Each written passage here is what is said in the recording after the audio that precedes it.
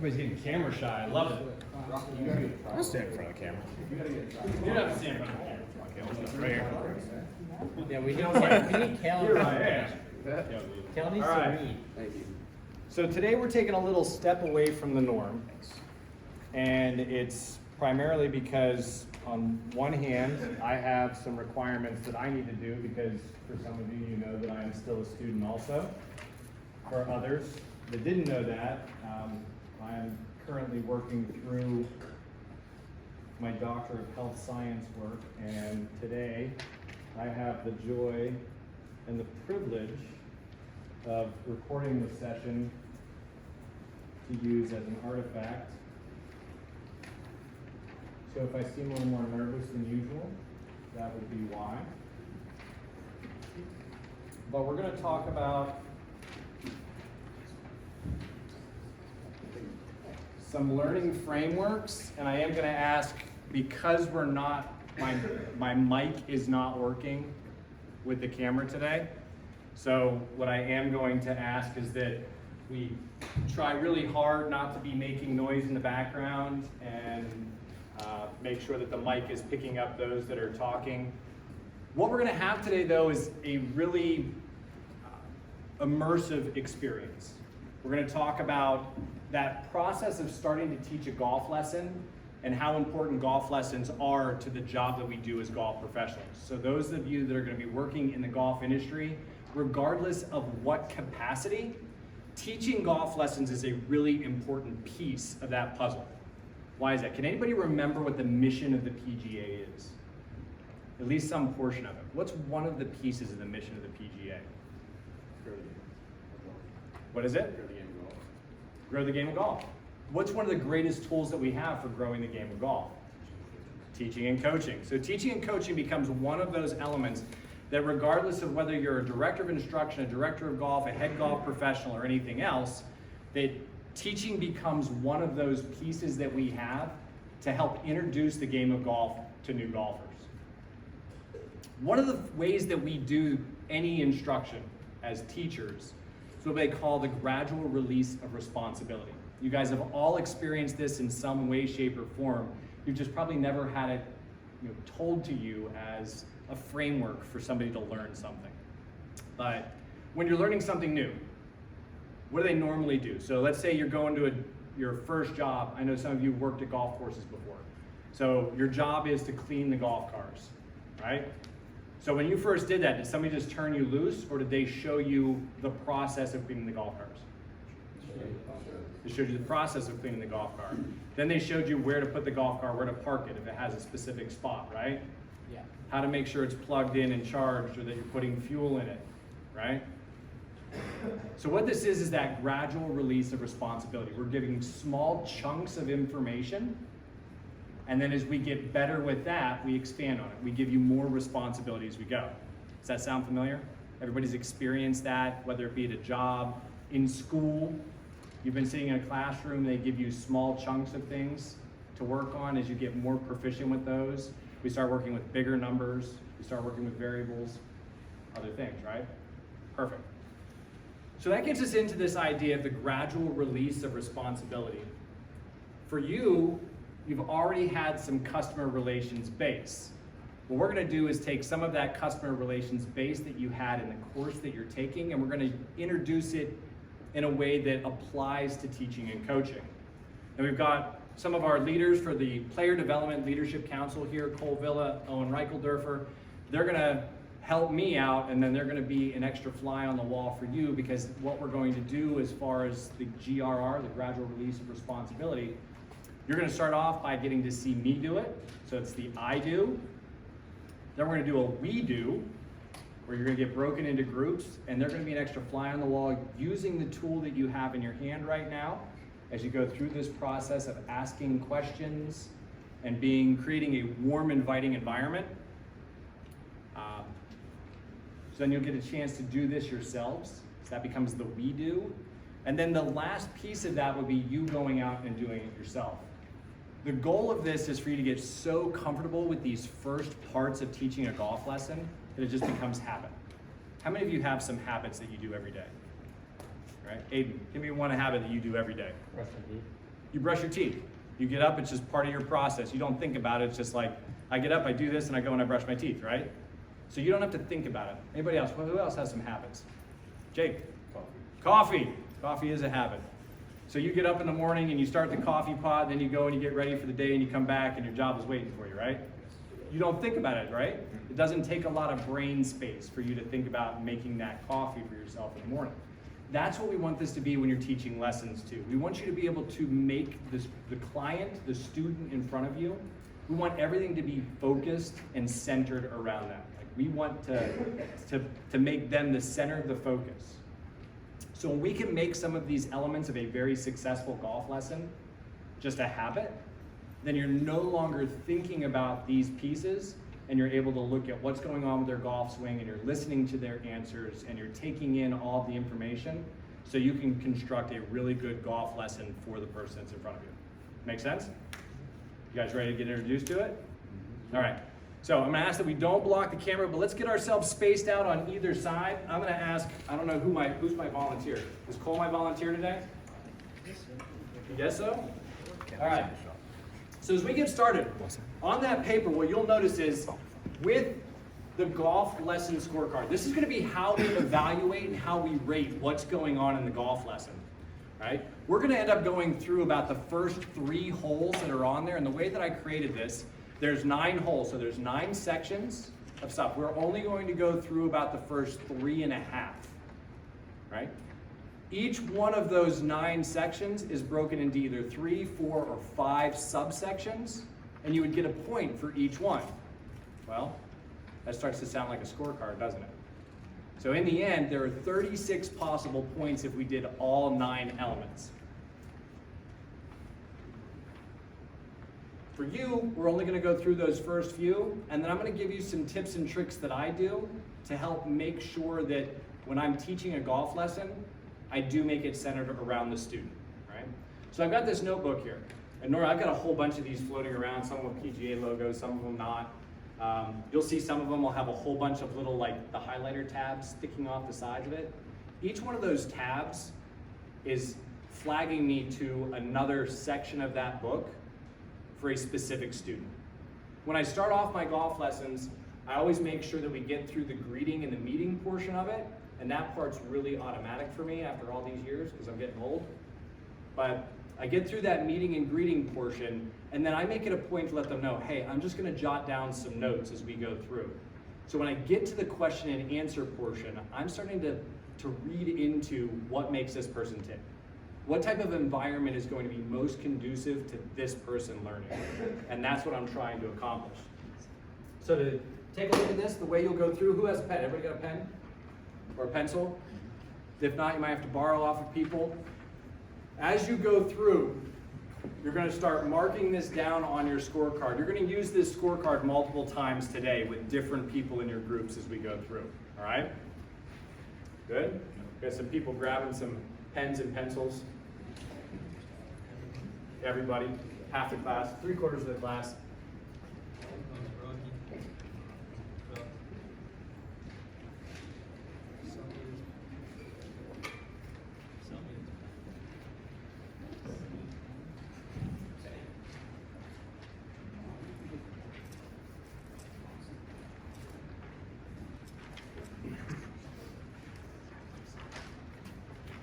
This scorecard is specifically designed especially for that first meeting, the first time you're teaching a new client.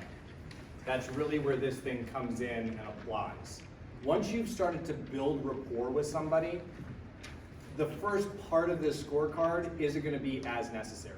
You're gonna ask questions, see how they're doing, how do they feel about their practice, but that initial lesson where we're building rapport and we're starting to kind of establish that first interaction and the type of person that we are and how we're going to work through the lesson progression, that's a really important piece, and that's really what this scorecard is designed for. But to start off, to kind of put this in context, I already know Cole, but if Cole is a new client of mine, I'm coming to the lesson tee for the first time, it's his first lesson experience with me, what do you think he's thinking right now? Do you think he's excited? Possibly. Do you think maybe he's nervous? Yeah. Could be. So we have to try and read this. We have to start reading between the lines and get an idea of who this person is, what are their goals, something flying around, nothing like little interaction, right? But especially that initial meeting should look something like this. Cole, how you doing today? I'm JR. Nice to meet you. Nice to meet you too. Warm greeting, eye contact, smiling, handshake. Those 4 elements alone start to make this a positive experience right off the get-go, right? So again, we're looking for those 4 elements just to start off. And it's gonna feel hokey because a lot of you know each other, so when we start doing the we do, you guys are gonna be introducing yourselves to people that you know. Some of you are roommates, you're gonna be introducing each other to each other. Right? The next section that we get into are starting to get into what we call the 4 core questions. Now you can ask as many questions as you want. The more questions you ask, the better you're gonna start to understand this person's in front of you and how you're going to help them achieve their goals. But you've got 4 core questions that you have to get answers to. Number 1, we need to know what their goals are. Why are they taking golf lessons? Are they here because they want to spend more time with their spouse? Or are they here because they want to win their club championship? But that's going to help give us a lot of information on what their goals are and how we're going to approach the golf lesson. We're going to find out any previous athletic experience. What other sports did you play? What other sports do you play? What activities do you enjoy? That question is going to give you insight as to things that you can reference for gross motor skills. If they're a bowler, you can teach somebody to hit a hook because they know how to release a bowling ball. But it gives you something to relate to. If you can understand the mechanics, then you can give some context and relate it to something that they already know. I know, Curtis, can I use your name now that I already have? But Curtis is a baseball player. We know Curtis is a baseball player. So if Curtis is taking a golf lesson with me, anything I can reference back to baseball because of his knowledge and playing baseball at a high level is going to resonate. It's going to help him understand what I'm trying to get him to do if we're trying to make a swing change, right? We want to get some idea of personality. So personality becomes the 3rd question. You need insight as to what type of environment do they like. Are they somebody that wants music playing when they're going through their lesson? Are they somebody that wants it to be quiet? Do they want us to celebrate when they do something really good? Or are they kind of introverted and they don't want us to necessarily be doing loud high fives and celebrating when things go well? The other piece that we need to make sure we understand, any physical limitations they might have. Now here's the one problem with this question. If you ask somebody if they have any physical limitations, a lot of people are going to say no. So sometimes we're going to have to add in some type of assessment battery to understand, do they maybe lack mobility? Do they lack some stability? Do we identify some muscle imbalances? That starts to get down a little bit further down the list. But for right now, we need to know, do they have physical limitations? Do they have muscle soreness? Did they have surgeries that may prevent them from moving in a way that we asked them to move? Does that make sense? So to kind of show you what that might look like, Cole, thank you so much for coming out. I'm really excited about today. So tell me a little bit about yourself. How long have you been playing golf? Competitively since the age of 5. Okay. Outstanding. So you've been playing competitive golf for quite a while. So what are some of your goals from today's lesson? Maybe to gain a little bit of distance. Everybody's looking for some distance. All right. So looking to, now do you think that your distance would improve? Do you feel like your contact is maybe suffering a little bit, or do you think it's more of a club head speed? Maybe club head speed. Maybe a little bit of contact or something to decrease the spin rate specifically. Okay. Outstanding. So you've got some concept of what's going on as far as what contributes to distance then. Outstanding. So what other sports did you play? I played basketball, high school for, middle school to high school, about 8 years. Okay, basketball for about 8 years. Yeah. Fantastic. Do you have any physical limitations? Anything that you think might prevent you from doing something I asked you to do? I had knee surgery about 2.5 years ago. I feel like I'm almost recovered, but a little bit of mobility issues loading my backswing. Okay. Sometimes. Does it give you any pain or discomfort Not as or? much as it used to. Not a lot. Okay. Very few and far between. Okay. Is there anything in particular that you do that seems like it aggravates it? Overuse, I'd say maybe, like walking a lot, but other than that, not really. Okay. Perfect. So that starts to give us that insight into kind of where he is and some of the way we might construct the golf lesson. Once we've gotten through all of this process, we've started to ask a lot of questions, get a better idea of why they're here, what are they trying to accomplish, what are their goals. It's at that point in time we would finally get to seeing them hit a golf ball. That's when we would get to the point that we want to see them putt, chip, pitch, full swing, driver. That way we can start to see, okay, what parts of their game are maybe a little bit better, or what parts of their game are maybe suffering that would help them shoot much lower scores or enjoy the game more if we can improve those elements. Right? So who was keeping track? Anybody keep score for me? Did I do all right? Did I check off the boxes? Yeah. So I should have, if we were keeping score at home, I should have checked off everything for section 1. I should have checked off everything for section 2. I should have checked off a majority of section 3 and some, as far as kind of going through, looking at personality. Some of those subsequent questions, we start digging a little bit deeper into the personality, into the previous sports, and that's what we're looking for to try and understand better the person that's in front of us. Does that make sense? All right. You guys ready to give it a try? Here's the thing. This is like dropping a ball in practice. Does it matter? Nope. No. We want this to become a habit.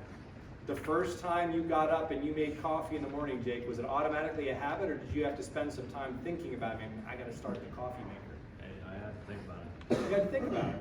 And then what happened after you did it for a couple of weeks? Just automatic. It's just automatic, right? So that's what we're looking to do. We're gonna fumble a little bit as we go through this, but it's through the repetition and the process that we make this a habit, and then you're no longer thinking about what you have to say, or what you have to do, and that way you can focus on what's going on in the swing, so you can start suggesting swing changes.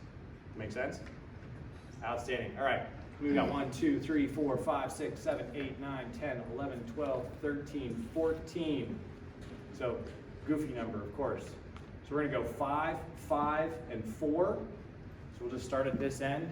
So we'll take U5, so we're gonna draw the line right here. U5 over here, station 1. You're not actually hitting anything, so you'll be okay.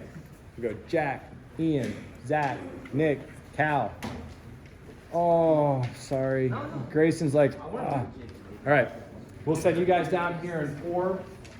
Now here's what we're looking for. One of you is going to be the student. One of you is going to be the instructor. The other 2 or 3 should be going down that lesson scorecard. So put the person's name, keep tabs, and again, we're trying to get through those first few sections of the scorecard. So you'll keep track of it, and then you'll rotate. So after you've gone through those pieces, what we want to do is try to do it without the sheet, all right? That's why you've got, over here at the first station, Cole's going to be there, and he's going to be kind of prompting you. If you look like you're getting stuck, he's going to remind you, hey, this is what you need to be asking next, all right? The group that's here with me, it'll be the same thing.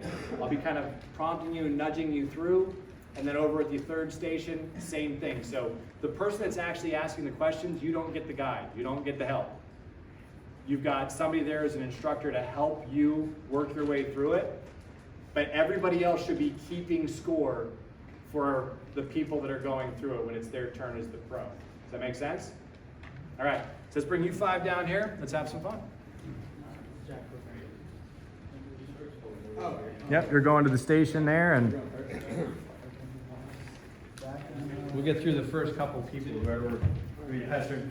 So one person should be under the pro, one person should be in there as the student. The rest of us should step back here, and you're keeping track. So you're actually keeping score for them. So put their name and make their notes. You can probably, the scorecard's probably big enough that you go through and do it. Just, we want to know whose score goes with who and how you guys rate each other. That way we can talk afterwards and you can get some reflection on how you did. Figure by the time the 3rd and 4th and 5th person go through, they will have heard it so many times, they should be doing pretty good, right? Alright, that's the goal. Wait, JR, so we got like. So you're, Yep, you'll be working your way.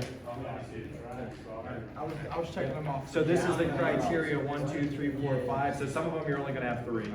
Some of them you'd have 4, some of them you'd have 5. That's why these are blocked out. So there's 4 criteria to number 1, 4 criteria to number 2, 3 criteria to number 3, 5 criteria to number 4. All right? All right, let's see how we do. Nice to meet you. I'm Jack. me and Look forward to our lesson today. Anything that you're kind of working on in particular? we're trying to get the golf ball A little farther. How long have you been playing the game? Since I was a freshman, so about 4 years now. Competitively? Yeah. Okay, so you have some good golf experience. Any other sports? Hockey. Okay, what position? Yeah, man, physical and forward. Score. Okay. Good shot? Yeah. Okay. How would you describe yourself as a hockey player? Pretty physical. Yeah. Pretty fast as well. So. Awesome. Can't hurt quite as much at times. How often do you practice game golf? Not as much recently as I would like for the match, but a lot. Some of the stuff. Okay. Other than that, is there anything else that aggravates it? It was pretty good. Wow. So, I mean, he started checking off boxes fast. We can slow down that meeting. I know right now it's kind of like you already know each other, so it's like superficial. But that meeting part, that's the part that we really want to get ingrained, and then start getting really comfortable with the questions. Jack, that was really good. For a first time through, Nick's like, I give it a C+. Yeah. Pass. True. Does not make you eligible for internship. Alright, that was fantastic. Why don't we just rotate through? Ian, you comfortable being the instructor this time? Absolutely. Who feels really comfortable with this? I'll be the golfer. Alright, Zach, you want to try it? Alright, I get your notes. Remember, you've got, like, we're your lifelines. Okay? Alright, do I just go to the like 3 here? Basically, what we're really looking for is how well do you fulfill the elements of number 1? Handshake, eye contact, warm greeting, right? And we start getting into the questions. Make sure you're smiling when you do it. Nobody wants to go up there and be like, hi, I'm JR. You guys ever meet one of those people, like, when they talk to you, they close their eyes, they look down? How confident do you feel in their ability?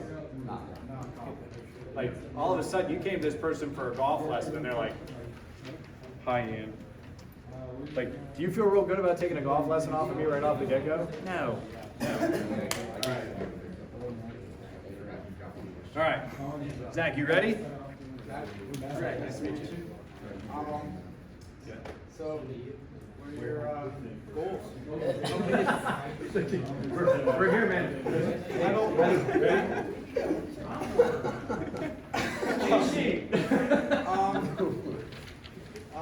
How you doing today? Good. Zach, nice to meet you. How long have you been golfing? Playing for a few years now, trying to get my putting a lot better. How long have you been playing? 3 years. 3 years not competitively, 27 handicap. What are your goals? So, are you just trying to get better? Just trying to get better, trying to get into the 20s, trying to be like a 19 handicap. That'd be ideal. Play any other sports growing up? A little bit of pickleball. Not much besides that. Okay. Yeah. Do you have any physical limitations? Not Maybe really, injuries that are- just big pockets. So you started 3 years ago. Tell me a little bit about yourself. How do you do in school? Do you have any like physical concerns? Yeah, I'm an APT. You don't have one? Yeah. All right. I don't. I always get one. Let's have everybody come in real quick. I know not everybody's had a chance to go through, but just want to highlight a couple of things before we continue on, and that way we can. Grade completely copy off guard. Why is it important for you to have a really good interaction? Like in our group, we talked about it a little bit. Like, how confident do you feel in the person teaching you if when you meet them, they're looking down, or they close their eyes, if they don't seem excited to see you, how excited are you going to be to take that lesson? Like, think about it in that context. Like, we don't know if this person is a little bit nervous. We need to break the ice. We need to get them feeling more comfortable and confident. We don't know if they came in and they're excited. Like, we need to match their energy, or we need to elevate their energy if they're not excited about being there. And you're gonna have some people that aren't excited to be there. There's gonna be some kids that mom and dad send in for you to give a golf lesson to, and it becomes our job to maybe get them a little bit excited about it. The last piece, before I stop the recording though, is really talking about what is the other important factor in you making this really customer centric. How many of you like money? Yes. Is there anybody here that doesn't like money? Good, nobody raised their hand, that's a good sign. So, if we create an environment that people are excited that they had a good experience, are they more likely to come back and see you? Yes. Yes. Does that reduce the amount of time you have to spend finding new people for your lesson book? Yes. Okay. So again, this ties back to the customer service stuff that a lot of you had in class earlier this semester. Like, we create the experience for them, they're excited about coming back. If they are excited about coming back, what are they gonna do? Are they gonna tell people? What's the best form of advertising? Word of mouth. So now all of a sudden, your lesson, the environment, the experience you create is advertising for you. And by you getting that advertisement out there, even if it's word of mouth, means you got people filling up your lesson book, which means now you're going to make more money and you're spending less time trying to get people on your lesson book. Right? Zach, we got to get you a little more confident, right? Yeah. That's okay. Like, this is like dropping the pads in practice. Right. It's not like, you know, watching the football game last night when Washington could have won. Guy had stone hands. He dropped the ball in the game. He dropped it in the game, in the end zone. It like bounced off of his hands. All right, great work. I'm gonna shut down the camera. Let's go through this exercise just a little bit longer so that way you guys get a chance to go through. But great work today. Thank you very much for your time, and hopefully you got some value out of this. All right, thank you. Right. That was